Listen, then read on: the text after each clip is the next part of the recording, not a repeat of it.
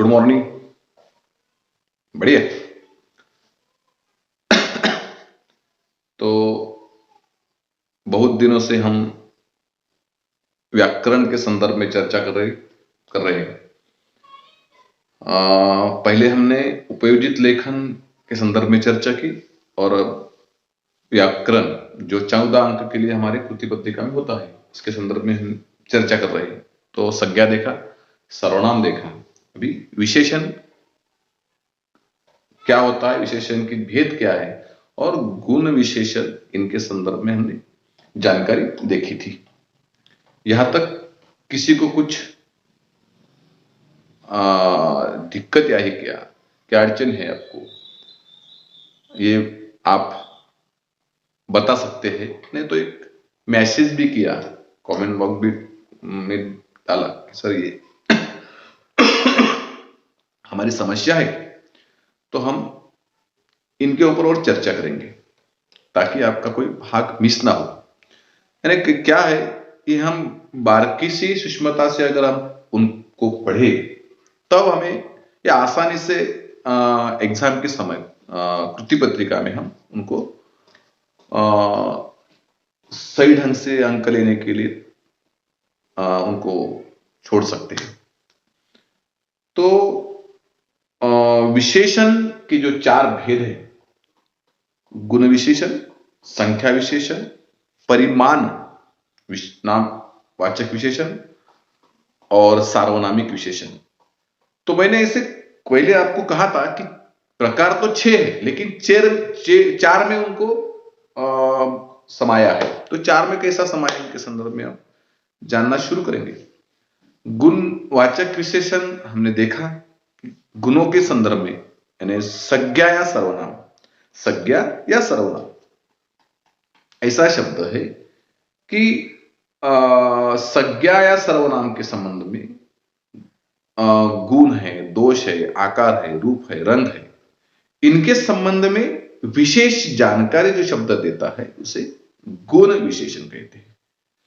दूसरा प्रकार है संख्यावाचक विशेषण। अभी मैंने कई शब्द ही ऐसे हैं कि उनके नाम से ही हमें पता चलता है कि संख्यावाचक विशेषण क्या होगा।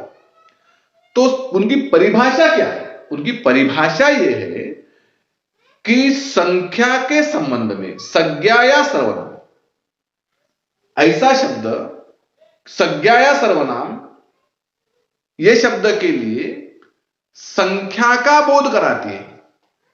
संज्ञा या सर्वनाम के संबंध में संख्या का बोध कराती है, वो शब्द को संख्यावाचक विशेषण कहते हैं। परिभाषा और एक बार, संख्या का बोध कराने वाले शब्द को, यानी आसान परिभाषा हम आपको बताएंगे। परिभाषा हमें एग्जाम में लिखने के लिए नहीं आता, परिभाषा हमें इसीलिए ज्ञान चाहिए कि क्या होता है संख्यावाचक विशेषण, संख्यावाचक विशेषण किसे कहते हैं, यह हमें समझना जरूरी है। और परिभाषा हम नहीं जाने तो सर नहीं समझेंगे। तो संख्या का बोध कराने वाला जो शब्द होता है, संज्ञा या सर्वनाम के संबंध में संख्या का बोध कराने वाला जो शब्द होता है उसे संख्यावाचक विशेषण कहते हैं। जैसे 4 पेन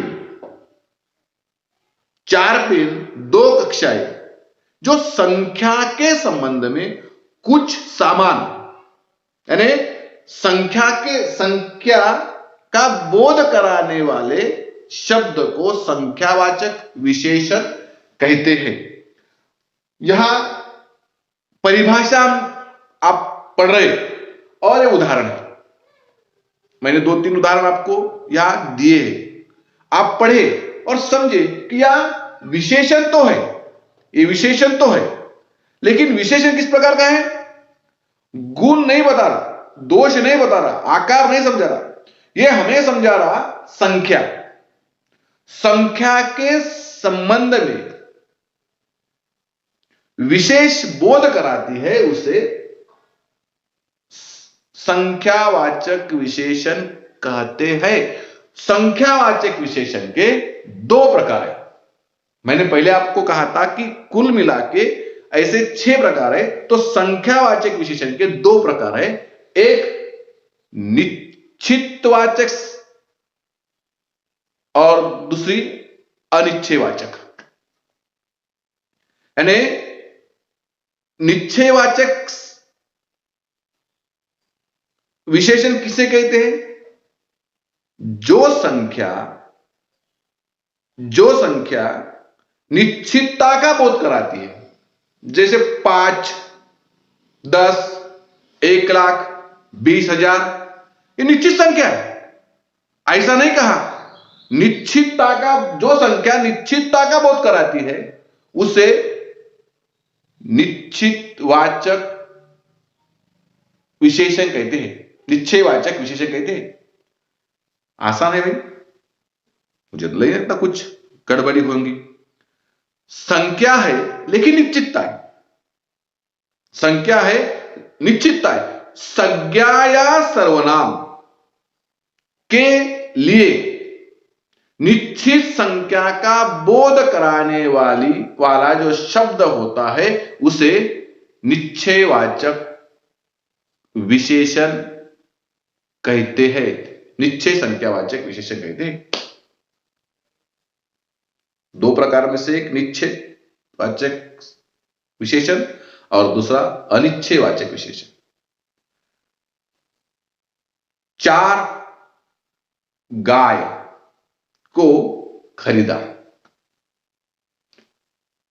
एक किसान ने कुछ गैया को खरीदा। दो में फर्क है, दो में फर्क है। क्या फर्क है? एक में निश्चितता है, दूसरे में अनिश्चितता है। फिर अनिश्चयवाचक विशेषण किसे कहेंगे आप? ऐसा शब्द जो संज्ञा या सर्वनाम के संबंध में संख्या की कुछ निश्चित जानकारी नहीं देता। संख्या है लेकिन निश्चितता नहीं, संख्या है निश्चितता नहीं। करोड़ों रुपए का घोटाला हो गया, लेकिन भाई कितने करोड़ों का हो गया पता नहीं। करोड़ों रुपए की चोरी हो गई, कितने रुपए की होगी मालूम नहीं। 10 लाख की चोरी हो गई, निश्चितता है 10 लाख। लेकिन लाखों रुपए की चोरी हो गई, कोई ना, निश्चितता है। कुछ सामान लेना है, अनिश्चित है। कुछ सामान लेना है, अनिश्चित है। 4 सामान लेने हैं, निश्चित है। नहीं, 4 सामान लेने हैं, निश्चितता है। यानी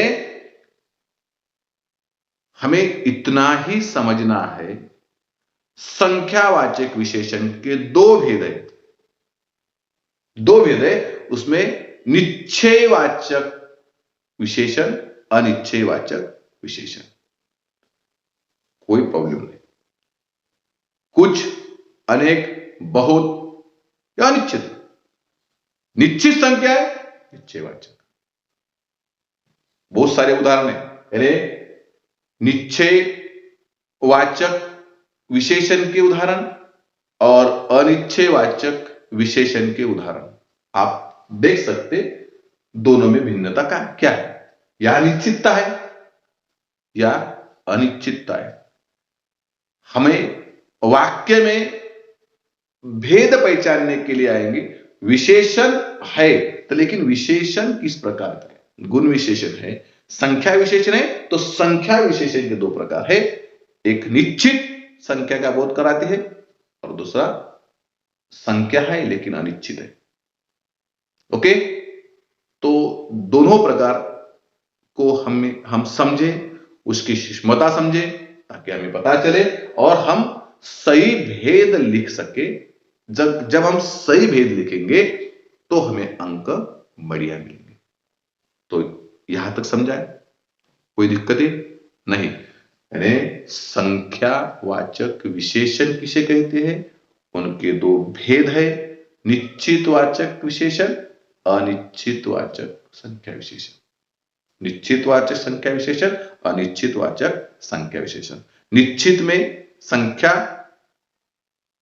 जो है वो दी होती है, अनिश्चित कुछ, अनेक, बहुत ऐसे शब्द होते हैं। कोई संख्या की निश्चितता नहीं बता रहा, इसीलिए हमें ध्यान से सुनना है, हमें समझना है, और देखने के जब हम देखेंगे तो हमारी ऐसी हमें समझ चाहिए कि हम कैसे पहचाने। तो आज के लिए इतना ही। Thank you.